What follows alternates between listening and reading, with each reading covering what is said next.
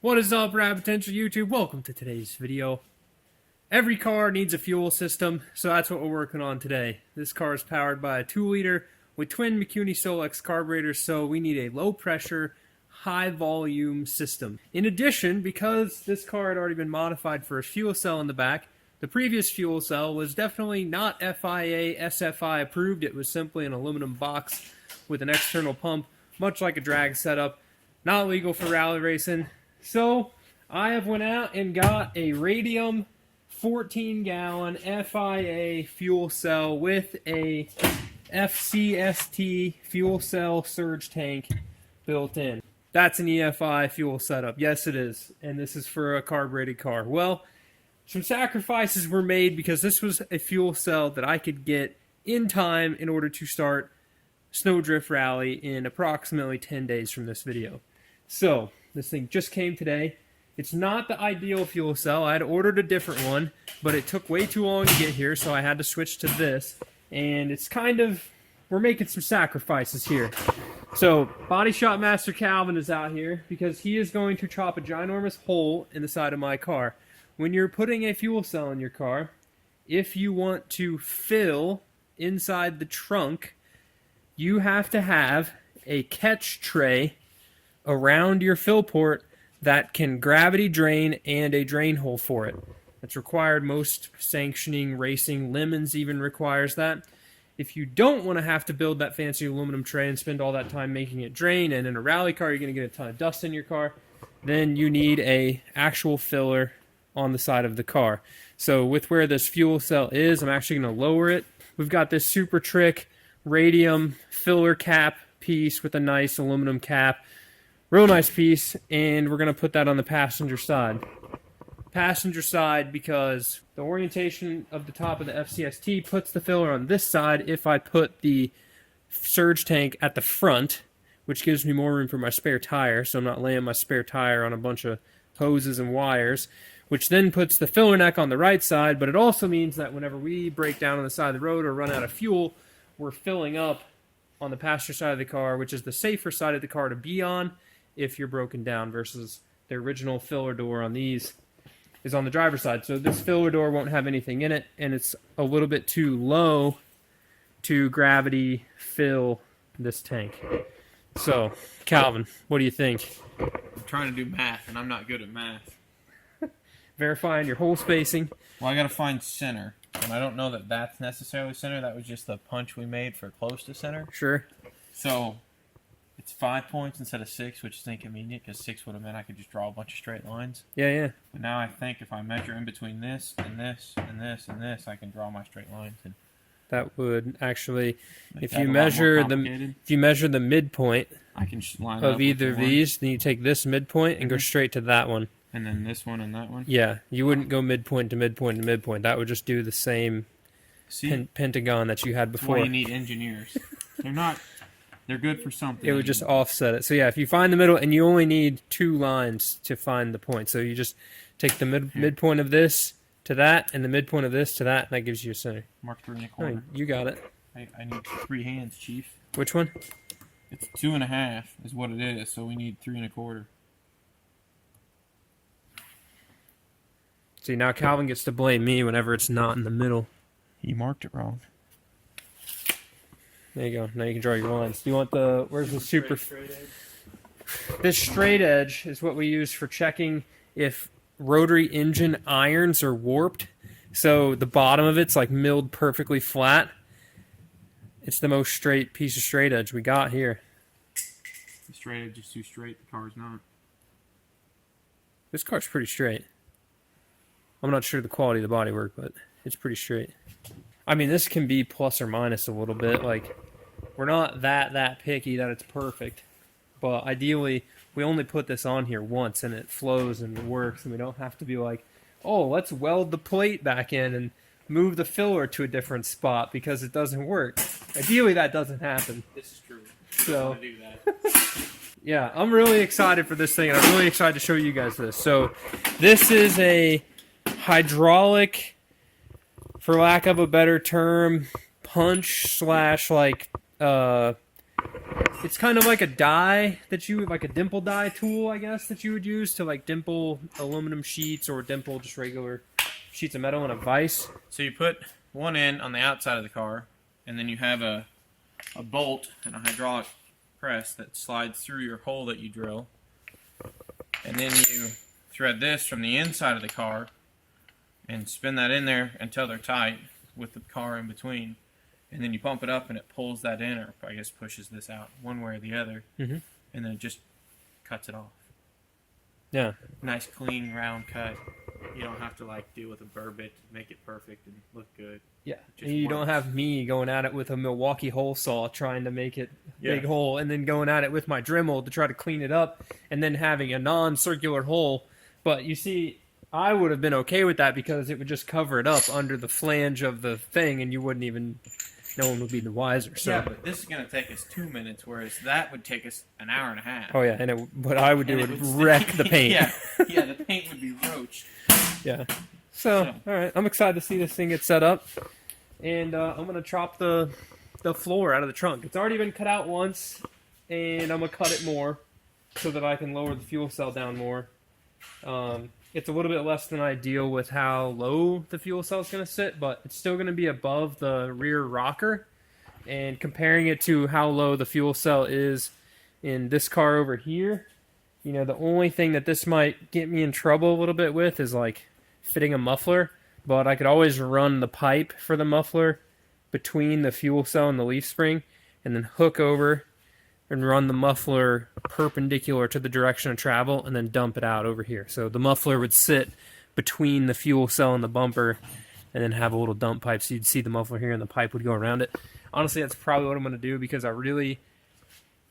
Say I reverse slide this thing and the back tires fall down into the ditch and this bash bar becomes like a skateboard truck on a big hill of rocks and we drag the back of this car across something. I really don't want to drag the muffler, which would be under the fuel cell, and smash everything. Because you can see on that other car, the muffler is under the fuel cell and it's pretty banged up. So we're trying to mitigate all the smashing of things around making my Dodge Colt a Ford Pinto. So, sounds good? Yeah, sounds like a plan. Since Calvin's riding shotgun, we really don't want to Pinto this thing and explode in a fiery ball of fury. But we have a fire suppression system, and here's a sneak peek at my wiring that I'm almost done with, so get excited for that video. Is that thread on in the inside? Yeah. This isn't gonna like... Oh, I guess because of that outer piece, it shouldn't warp a fender? Correct. But I also brought a hammer and dolly just in case. Okay. Because I'm just worried, like, you're taking something... I guess this car is kind of flat, but, like, if you tried to do that thing on, like, an FDRX7 quarter panel, I don't think that would work. It pulls the inside one through.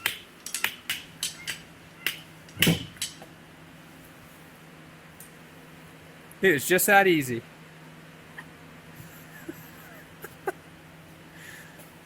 That was entirely too easy. We definitely need one of these. That was way too easy. Like, and that, look at that hole. It's perfect.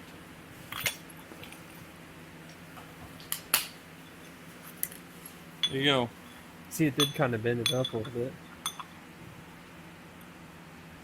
Well, hey, there's not much filler in this car, though. That looks like that's metal. Mostly metal. That's a win. Yeah, and then this thing can just... So we got a little play, but I Yeah. definitely wouldn't have wanted to go smaller. Yeah, the smaller bit Just was like just a on little the... too small, so... It was on the fence if it would have been perfect or not. Look at that hole. Nailed it.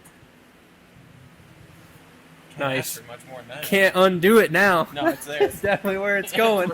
Just, A big square. Yeah. Imagine that. Imagine if we had a thing like that that would go through 1-inch square bar. yeah, you just... And just shink, cut it right Done. off. It's like a big foot brake thing. Yeah. To... Science.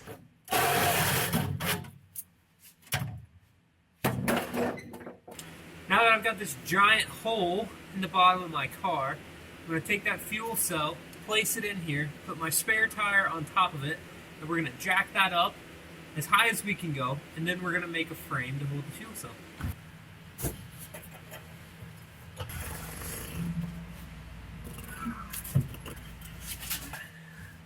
That's 10,000 times better than me holding the flashlight. So fuel cell's in here. here are the things that I'm looking for, basically.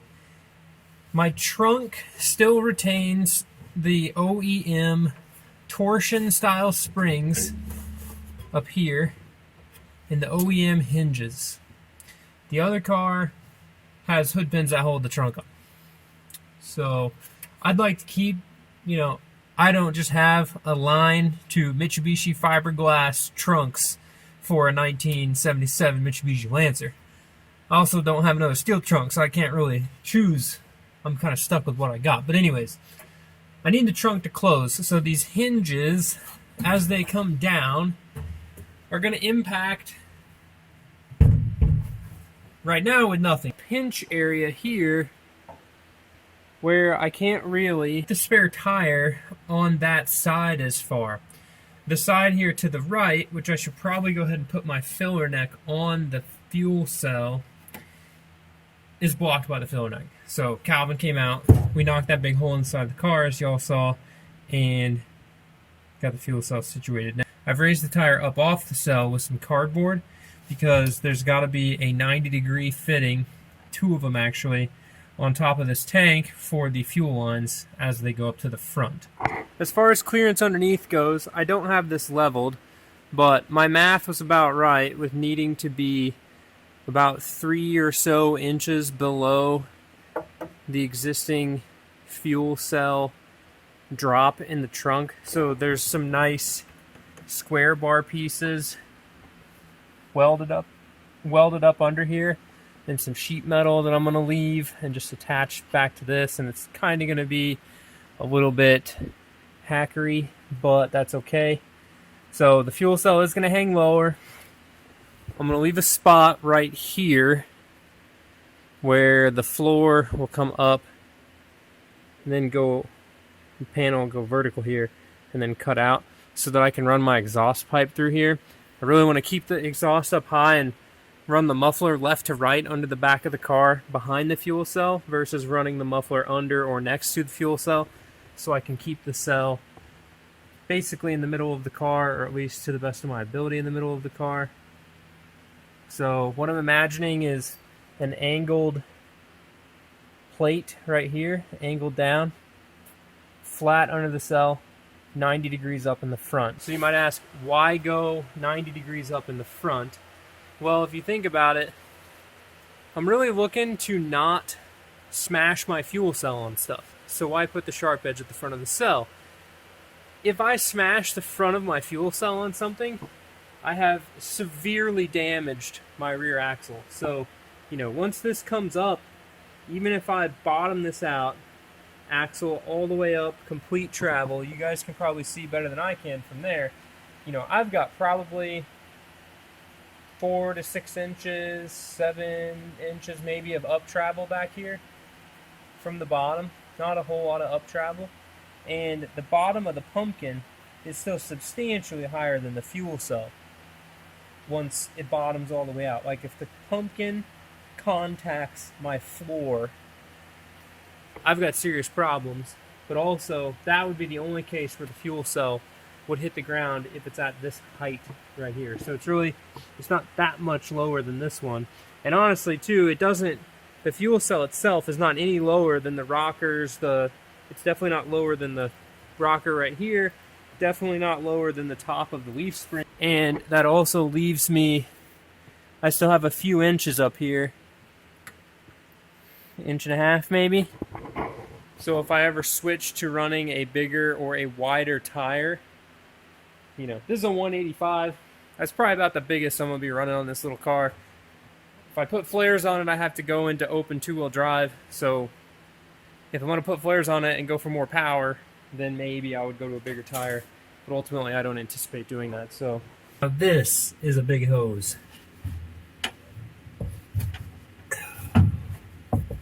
I do wonder how I'm going to cut this thing, though.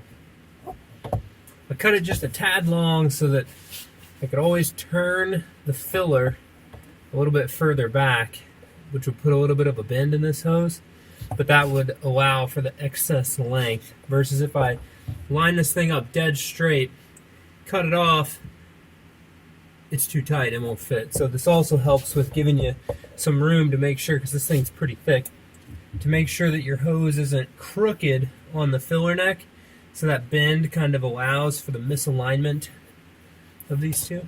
Figured out how to turn my service lights on so I can show you what I created back here. So from Radium, you can get a mount frame, this aluminum frame right here, that fits the fuel cell perfectly. But you still have to mount that in your car. Now, I don't have the capabilities to TIG weld aluminum to be able to weld up a frame or put something on this aluminum frame to bolt that in my car. So what I did is I made a steel frame out of 1-inch square bar, which is about what this is made out of, in my car such that I can bolt this to that. So let me show you that. So in here, previously, the fuel cell was mounted with these 2 1-inch square bars that are welded between the frame rails. The Radium one is deeper than the fuel cell that was in here, so you remember we had to cut the whole floor out to make that work. So I chopped all that out, left those 2 bars, and I added these bottom bars here, which the fuel cell rests on, and then these upper bars here that the fuel cell bolts to. This isn't any cheesy, super thin wall square tube, guys. This is like pretty beefy, almost 1/8 inch wall thickness square tube. Way overkill for a fuel cell bracket in the back of your car. I'm almost positive that I could jack the car up off of that 1-inch square bar running across the bottom of this, especially with everything being tied straight into the frame rails. It's not going anywhere. So big holes drilled through here. I drilled through the beautiful Radium pieces here, here, and here, and I'm bolting this down through that frame and holding it in. See all this beautiful aluminum work? I did that. Pretty stoked actually with how this came out. So this is all, man, I don't know why my service lights time out like that. I am by no means a metal worker, metal fabricator. I guess I can say I'm a metal worker in the sense of like I worked this metal to fit, but I'm pretty proud of how all this looks. So under here, I've made some nice, you can see all the extra seam sealer we got going in here. Got to keep the dust out, but I made some nice aluminum panels to fill in all of the framework that I built and provide another skid plate or dust protection for the bottom of the fuel cell. Up here in the front as well, you can see that angled piece of steel that's black above that was already there. Kind of a mixture of rivets and some self-tapping screws, but that's okay, just holding this sheet metal on here. This is all 16 gauge aluminum. A little bit of a catch-22 when you put a big fuel cell in a small car of where does your exhaust go, because I'd like for it to be, you know, it needs to be Ford Escort Mark II, Ireland Rally, raspy, really angry wasp sounding rally car. Like, it's not going to be rotary like Angry Beehive, you know, the gravel bee, the buzz saws, but it's got to sound pretty good. So I've got a nice, you've seen me run these before. This is actually the same muffler from my silver RX-7 a long time ago. I'm going to take the muffler off. It's just a slip fit, so I can change the muffler if I wanted it to be quieter. When I built the exhaust for that full Bridgeport 12A about 4 or 5 years ago.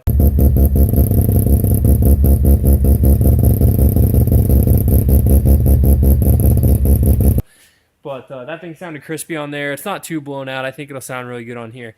This car had like a MagnaFlow on it before, and it was hyper quiet, and I just...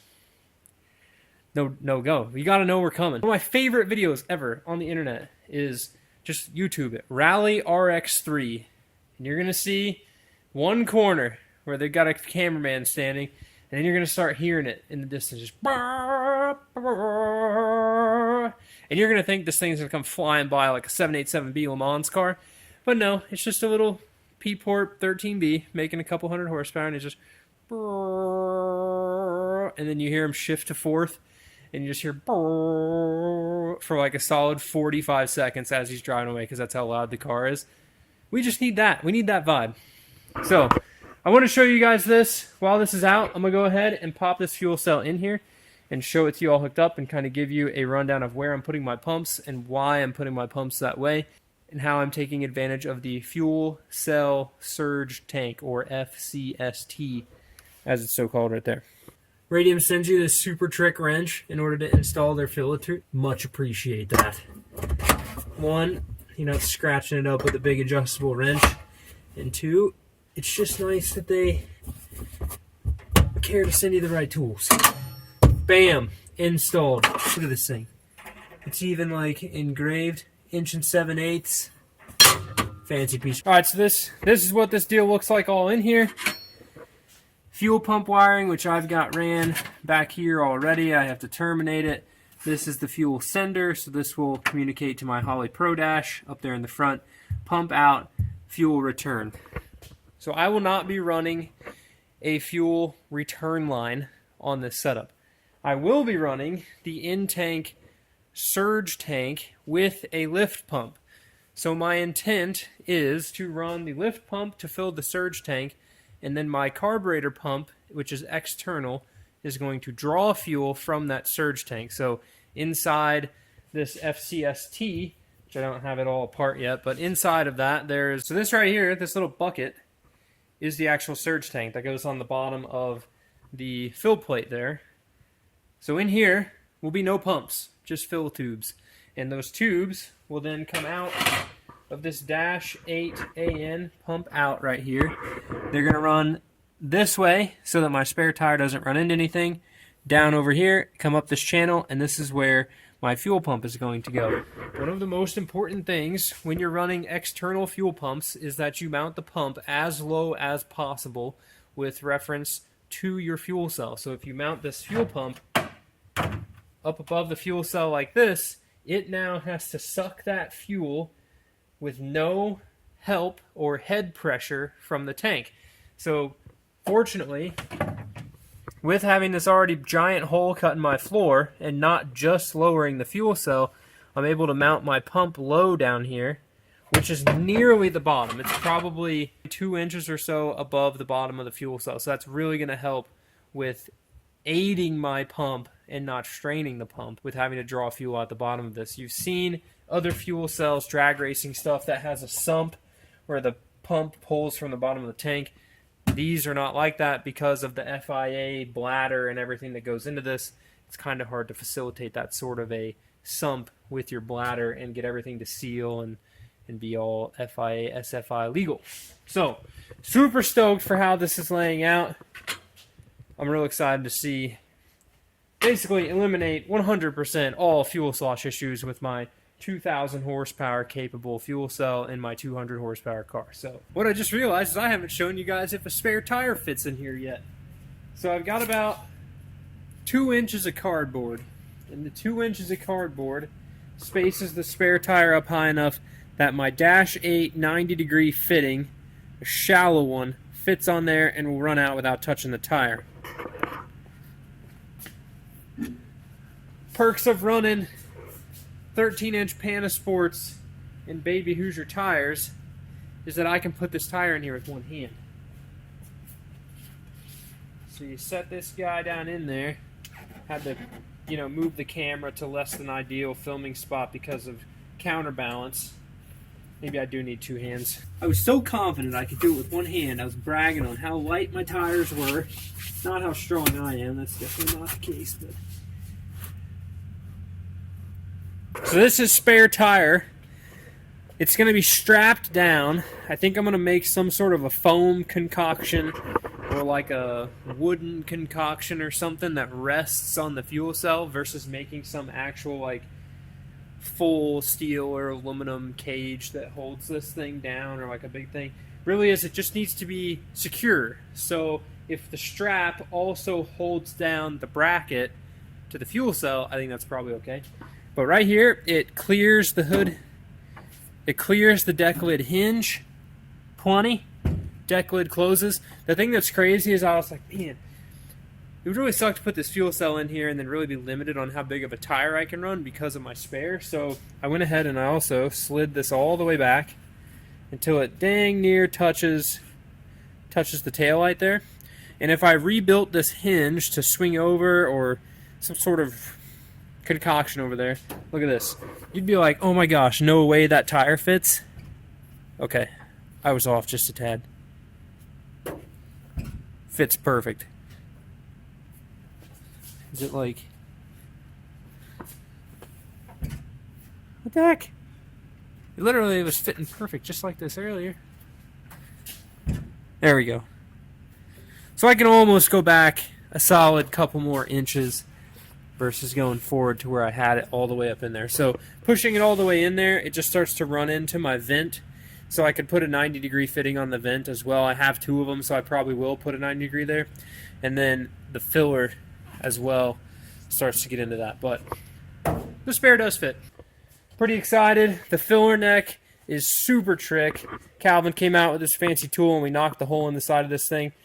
It is a little tricky because there's not a lot of meat right here, so if you don't have a lot of grip strength, it can probably be hard to unscrew this, but you unscrew this super trick vented cap. I believe there's a little vent hole down underneath the center there. All the machine work. I'm telling you, Radium stuff. I've never ran their parts before, aside from just like fittings and fuel rails and whatnot, but this thing is Radium Engineering. They got engineering in their name because they're smart and they think of everything, and this stuff is super nice. The attention to detail is, do not overfill. RadiumAuto.com, one of the sweetest machined aluminum caps ever. But this filler right here is set up. I don't think I actually have to change this part that's in my car, but it's set up that you can just put their dry brake system right on the side. So imagine Calvin and I at the event with Radium fuel fillers, dry brake, service. We can just fast fuel 5 gallons in like 6 seconds, and then we can sit down and eat sandwiches. So, more time for eating sandwiches and taking a break and service is going to be much appreciated, especially just being a two-man team racing this car. So, with that, that is going to conclude installing a Radium fuel cell in my 1977 Mitsubishi Lancer Dodge Colt car with two names. I've done a ton of work since the last video that you guys have seen, which I believe was fabricating the firewall in the dashboard. So from there, I've been working on wiring. I've got the engine and transmission in the car. The wiring video will be a little bit more extensively wiring based, so I'm kind of in the process of filming that. And then in the next couple of days, you're going to see this thing fire up. So, and by in the next couple of days, I mean like literally today is 1 week before we have to leave for snowdrift. So that's when I'm filming this, not whenever you guys see the video. But got a good bit of work to do. At least all my service lights work and they're super bright, which is a huge win.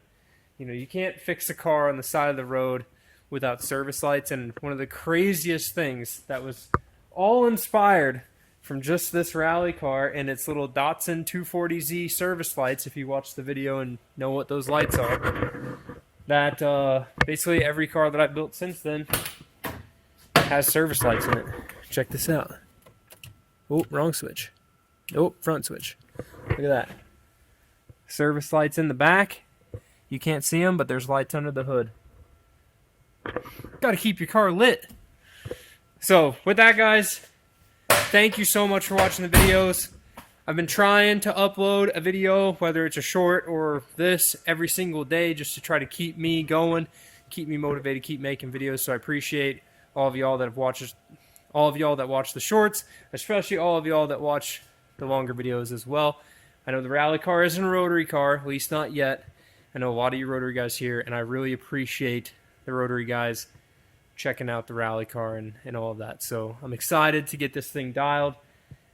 This is going to be a car that it's a piston engine, so I shouldn't have to work on it all year. Knock on wood. But this car is going to make trips all over the country, and Calvin and I are going to go race all 8 national events on the American Rally Association National Championship title. I don't know how we're going to do. I'm excited. My whole entire goal for the whole year is simply to show up to every event and finish every event. The position, how fast we go, that stuff will come when we get a little bit more experience in figuring it out, but rally's always been my thing, and I cannot wait to do it. In addition, Calvin fixed my doors. Well, I didn't close it that hard, but he came out here with this big bar thing and just bent my doors, and now they close perfectly. Literally best closing door you'll ever find, ever. Better than the Radix 7. The RX-8 doors close pretty nice too. But anyways, I'll quit rambling. Thank you guys so much for watching the videos. We'll see you guys in the next one. keep it rad. Alright, well,